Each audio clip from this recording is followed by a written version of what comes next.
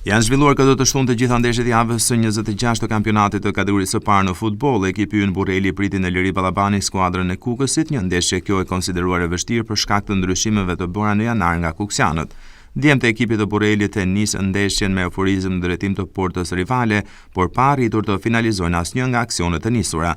Pjesa e parë u mbyll vetëm me disa episode të thjeshta, por pa ndonjë ndryshim në rezultat. Edhe pjesa e dytë nisi me sulme të shpeshta të matjanëve drejt gjysmë fushës kundërshtare, por pa vënë në rrezik portën e mbrojtur nga Oriola. Ndërkohë teksa minutat kalonin, ndeshja u kthye në nervozizëm për shkak se asnjëra nga skuadrat nuk arrinte të shënonte golin e avantazhit. Si rezultat, gjyqtari kryesor i takimit akordoi mbi 8 karton të verdhë dhe 1 të kuq për futbollistët e dy ekipeve. Në 90 minuta lojë të rregullt të dyja skuadrat nuk arritën të shënonin, ndërsa më rëndësishme pika e marrë gjatë këtij barazimi është për ekipin kuksian. Ekipi Burrelit mbetet në vendin e 6 me 33 pikë të grumbulluara në 26 ndeshje të luajtura deri tani, ndërkohë ekipi i Kukësit vijon të jetë i fundit në tabelë me vetëm 18 pikë.